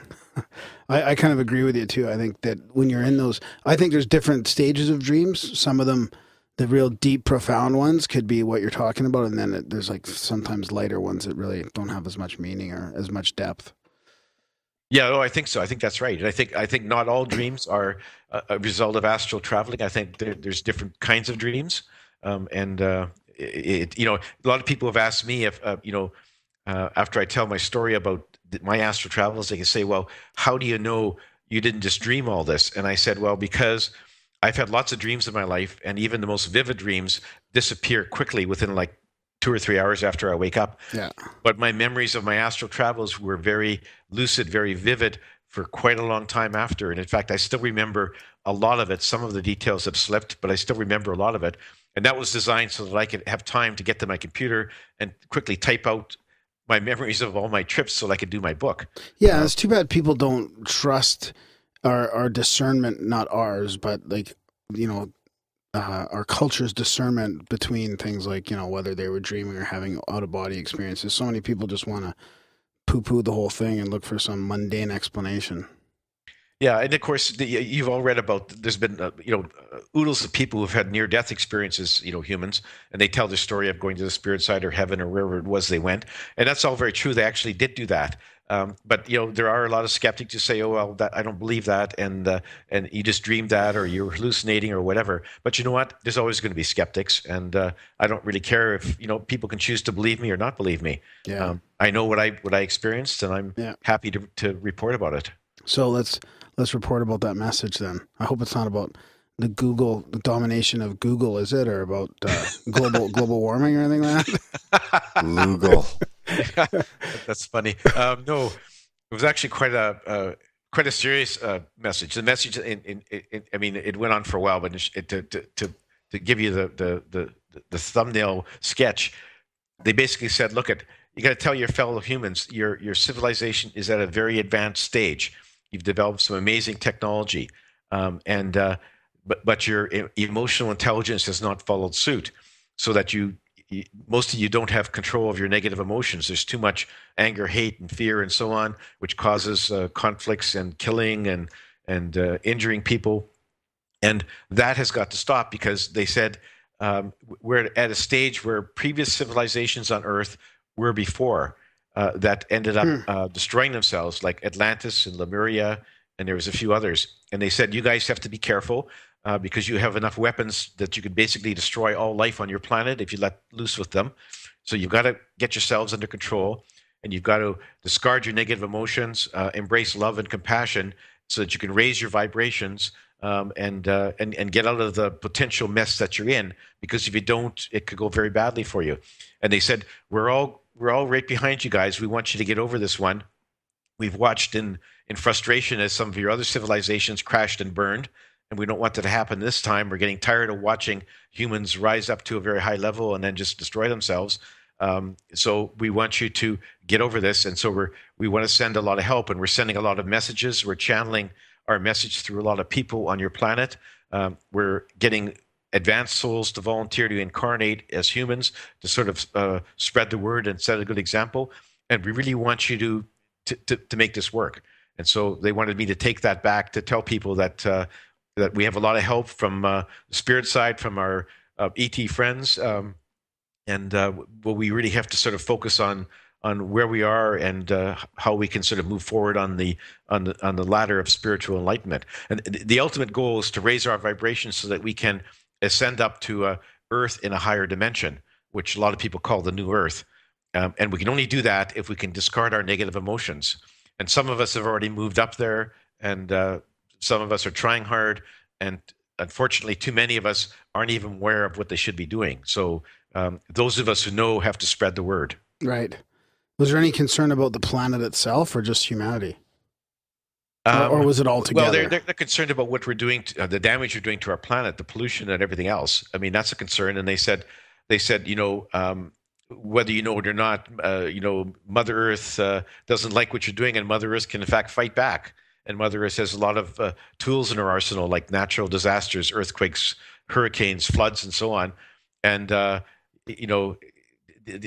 Mother Earth is really like a living entity, and has a consciousness. And this, our planet doesn't like what humans are doing. Before humans came along, especially since before the Industrial Revolution, there wasn't a lot of great pollution, no harm to Mother Earth. And since the Industrial Revolution, humanity has been causing a lot of damage, as you know, right. Cutting down rainforests and polluting the water and polluting the air, and well, the whole thing. Yeah. And so that sort of damage, they wanted to stop that damage. And if, hopefully Mother Earth doesn't have to take strong action against us. But, in the last few years, a lot of the natural disasters have been picking up the pace. I think if you've noticed, I mean, there's been a lot more floods and earthquakes and, volcanoes and other things. And that's just Mother Earth's way of striking back at us to say, hey, you guys got to cut this out because I don't like what you're doing to me. She just shake us off. Yeah, exactly. Boom, fucking asteroid. 50,000 survivors. Humans are like an invasive weed that sort of got into somebody's garden. Without humans here, the planet Earth and all the other creatures would get along just fine. and there wouldn't be any damage to the planet, and there'd be a nice balance, nice harmony. We're causing a lot of problems, and we need to stop that. So what's your feeling about, we talk about this quite a bit here, there's an ancient mystery kind of theme, and it's like talking about, because there's lots of evidence now with Göbekli Tepe and all these megalithic sites that are going back to like 12,000 years, and then we're talking about, is that, is there a chance that they're pre-ice age, and then it brings Atlantis into it. So what's your feeling, or have you heard about some of those previous societies, let's say Atlantis or Lemurian, if they ever made it off-world like we did? Because it's hard to picture another civilization on Earth being technically advanced. I mean, obviously it was a different type of technology, but what's your thought about that? Albert said a lot of these advanced civilizations did in fact exist. And he didn't mention to me whether or not they made it off Earth. What's your feeling? He did say that they ended up destroying themselves because they couldn't control their technology, or they couldn't control their emotions. And so there was a lot of crashing and burning going on before our particular civilization. But the ETs, the extraterrestrials that have been visiting Earth since day one, they've been around watching and monitoring what's going on. They've been trying to give us help in subtle ways, like giving us sort of some ideas for new inventions and new methods of doing things, and some intuitive thoughts that help people like Edison with his inventions. But they're not allowed to sort of directly interfere, so they can't just go and use their technology to destroy all of our nuclear weapons. Right. They'd like to, but they're not allowed to, and they can't sort of interfere to prevent our wars. So they can't sort of stop World War I or World War II or the Korean War, or the Vietnam War. They had to sort of sit back and watch and let us kill each other. And so they're very upset about where we seem to be going, and they're trying their best to try to steer us on the right course as well, given the sort of the limitations that they're living with. And the only way they can understand they can directly interfere is if we actually are going to blow up our whole planet. Yeah, I was gonna say that. Is there a line that can be crossed by us so the interference could happen? Because we talk about those nuclear base sightings. There's a whole bunch of UFO reports and that have disarmed missiles at nuclear installations. I mean, there's a shitload of cases where that's happened, and people are saying, oh, that's ET basically showing us that they have control over that, or that we shouldn't be messing around with those. So is there something that I could understand them not getting involved in sort of like a traditional war, but what if we get into nuclear weapons where it affects more than just the planet and it goes sort of beyond? Albert was a little vague on that, but I think that there is a line, and he didn't sort of draw it for me, but I think that if it got to be a real mess, that they would step in and stop us from destroying our planet. And so they're there, and they're always around us, always watching, and I think that hopefully we never get to the point where we have to push that button. But it might be nice to know that they may, in fact, stop it, but there may be a lot of deaths and a lot of a lot of damage going on before they actually get to that point. So we shouldn't sort of push our luck on that aspect. We should try to fix things up for ourselves and not have to call them in to have them come in to sort of prevent the ultimate disaster. I do have a funny question. Well, it's not funny. It's actually probably the more serious type. But we've been talking about sort of like demonic possession and all that. We had an exorcist on the show, and I listened to a book recently about it, and because I'm not religious, so I have a hard time with the whole like the dogmatic God type stuff. But when I was reading these and hearing these cases of real life exorcisms, and that there is some demonic possession going on, and I know people personally that have had demonic experiences, and I believe them. What do you think that is then? I mean, what do you think about this whole good and evil and the spirit, like the evil spirits versus good spirits and that type of thing? Well, first of all, there's no devil. Devil doesn't exist. That's an invention of the religions. So there's no devil. There's no evil spirits per se. But what sometimes happens is that some souls, when they leave an incarnation, they sort of get lost temporarily in sort of in between Earth and the spirit plane. Like and so some of those people are kind of confused, misguided, and some of them can do funny things, and it's not because they're evil, just because they don't realize really who they are, or in some cases they don't even realize that they're dead. They still think that they're alive, and hence you have all the stories about ghosts haunting a house. It's because that spirit doesn't realize that it's dead, and until it lets its guides sort of come and grab it by the hand and say, "Come on, we have to take you home." It'll kind of hang around and do funny things in a haunted house.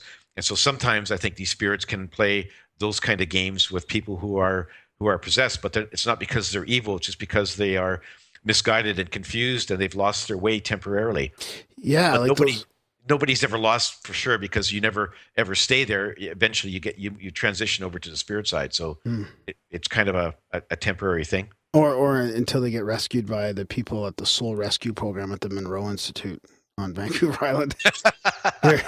It's fascinating, but they were talking about it too, right? Like going through that, basically going out of body and rescuing those trapped souls. Yeah. Have you gone to that? Have you seen Paul Elder at his institute there on the island? No. No. In fact, I haven't even heard of it. No. Wow. Yeah. Oh man, he's just up the island from you, I think. And it's the Monroe Institute, and they developed this hemisync technology to basically. So when you listen to these meditations, it brings your brainwaves down to like theta level pretty quick. And they basically have residential programs to learn how to do OBEs and stuff. So it's fascinating. I've heard about stuff. the Monroe Institute and about the Hemisync program. Yeah. I've also read Paul Elder's book, The Eyes of an Angel. Yeah. Quite interesting. Paul Elder used to be mayor of Swift Current. Yeah, right. Yeah. Yeah. Anyway, I didn't know he had a facility here on the island. Yeah, it's fairly new, and he's actually like the only, I think, where's the other one? Virginia, I think, the non-Virginian certified sort of Monroe workshop kind of thing or facility. Yeah. In his book, he went to the Monroe Institute several times. He describes that in his book. Yeah. So it's interesting that they've actually given him a branch office, so to speak. So, yeah, exactly. And apparently it's doing pretty good. So I'll check it out. Yeah, I'd like to meet the guy. Yeah. So getting back to that question quickly. So the demonic possession thing, you probably would say it's not demonic possession. It's not possession by an evil spirit or a devil. No, because the devil doesn't exist. Right. And there are no evil spirits or bad spirits per se. There may be some, lost, misguided ones, but they're not actually evil. They're just they do things that we would call evil, but they're just confused and lost, and they need some guidance. Right. They eventually do get it, but there's no devil. There's no sort of pure evil spirits in existence, according to Albert. Okay. Darren, do you got any questions? No, I think we should. Well, I think we're about out of time. Can you give us a hint on your book 3 and 4? Yeah. Well, book 3's already written. It's already been accepted by my publisher. And that's Ozark, right? Is it your publisher? Yeah, Ozark. Yeah. It's founded by Dolores Cannon. I don't know if you know her. Yeah. There's somebody here that does her past life regressions here that I want to go check out. Yeah, Dolores Cannon is quite famous for that. Anyway, so my third book is called Dance of Heavenly Bliss. And it'll be published sometime later this year or early next year. And the fourth book, I haven't started on it. I'm waiting for Albert to tell me what to do and when. Right on. Wow, that's fascinating. Yeah, I'm looking forward to it. I'll check that one out when it comes out for sure. It's funny because I've wanted to have a channeler. Or I don't even know. Could you call yourself a channeler? Not in the traditional sense, because not like a trance channeler where the spirit sort of takes over the voice box in the body and does that sort of thing. So I'm not a traditional channeler, but the fact that I communicate with Albert means I am channeling spirit. So in a way, I am. Yeah, because I was wanting to have one on, and then you got in touch with us. So it's great to chat with you. It was nice being on your show. Do you have anything else before we wrap it up? Anything else you want to get out there, or let our listeners know where they can track you down? Well, sure. I mean, you can track me down, and you can find in order to buy my book, go to my website, which is garnetschulhauser.com. And there's a bunch of buy links for the online stores where you can buy my books. You can read about what's in my books, and you can get to my radio recordings and my YouTube channel and so on. My email address is on my website, so if they want to send a comment or a question, I'm happy to get it. And so that's my main contact place is my website. Great. Thanks. Well, I'll send. I'll put all those links in the show notes, and people can just click on them from the notes. And yeah, we want to thank you for coming on. Well, thank you for having me. It's been a pleasure. All right. Enjoy the hockey game tonight. You too. Okay. Go Flames. Okay. Take care about it.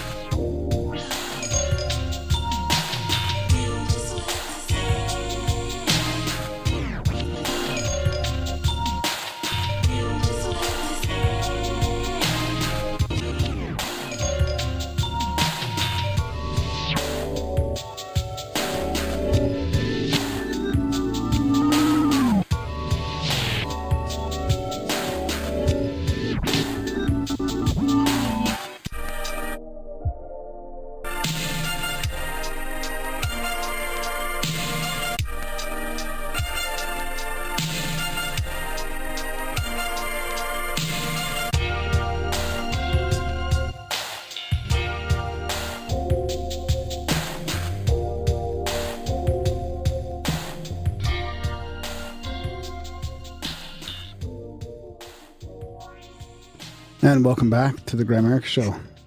Good old predictable ground. You give me a hard time. Yeah, I don't know. I just thought it nice to welcome people back. Anyways, that was our chat with Garnet Schulhauser. That was I had a great time with that one. Yeah, that was one of those ones that I didn't know really nothing about going in, but it turned out to be a gooder. Fun, and from Calgary, and a Flames fan. Yeah. And another guest from Vancouver Island. Trifecta. Yeah. Should move to Vancouver Island. I always wonder about the channeling those types of books that are really non-dogmatic and just all about sort of love and that higher level of consciousness, and how it would be hard to write one of those just on your own. So I kind of believe in that sort of spirit guide kind of channeling stuff. Love and light. I don't think you can just throw it all in the garbage basket. It's I like that. I think it's got something. The message to it, is sure. pretty clear and positive, right? Yeah, there's something there. Yeah, interesting how it really overlaps with a lot of other sort of spiritual cliches too, though. You're a cliche. Yeah, thanks, buddy. It's kind of sometimes. Yeah, absolutely. Aren't we all? Yeah. Big thanks to Garnet for coming on the show. Big thanks to RPJ for his little report on Roswell in Mexico. Yeah, and thanks for everybody tuning in, listening. Yeah, support the show. Grimerica.ca/support. Make a donation, or you can subscribe for one of our monthlies. Are you still giving away email addresses? Yeah, for new subscribers if they want one. If I owe you one, shoot me an email. Or shoot Graham an email and subscribe, and we will give you an email address for all subscriptions over $5. And yeah, help us keep the lights on. Yeah, I don't think there is a monthly subscription. So what are you saying? It's any monthly one over $5? There's a bunch of different options on there now. Yeah, there's a bunch. So anyone over $5 gets you an email address? Yeah. Okay. And we might have some T-shirts. We're supposed to have some T-shirts coming in too, so those will be around soon if people want to donate to the show and get a T-shirt. Yeah. Pretty cool looking. Maybe when we get it in, we'll put a picture on the website or something. Sounds good. Finally. Right, yeah. And review the show where you can. Grimerica.ca/iTunes. And as always, tell your friends about this show and spam the shit out of ground. GRAHAM at Grimerica.com. We will see you next week. When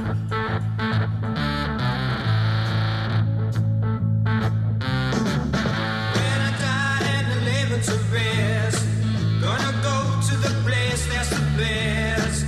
When I lay me down to die, going up to the spirit in the sky, going up to the spirit in the sky. That's where I'm gonna go when I die. When I die and I lay me to rest, I'm gonna go to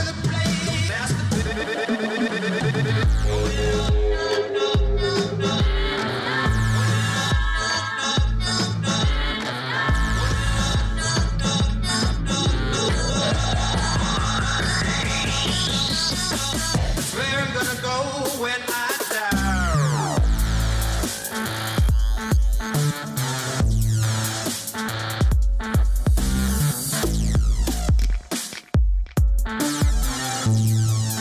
When I die.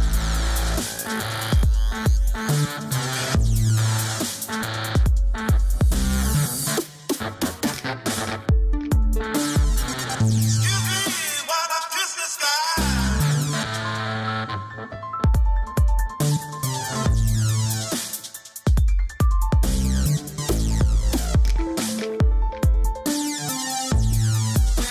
When I die.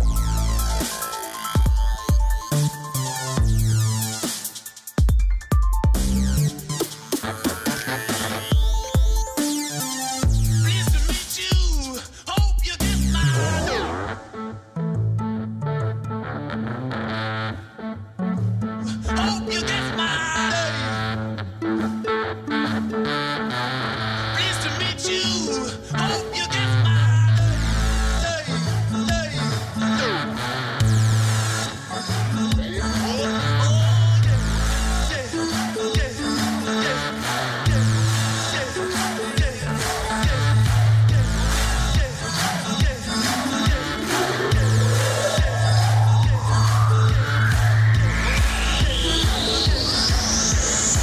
Excuse me while I kiss the sky.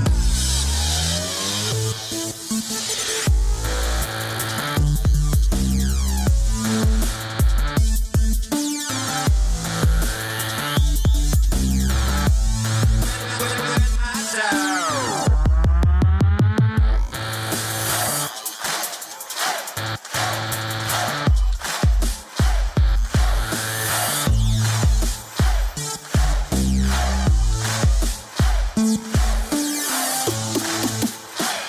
That's where I'm gonna go when I die.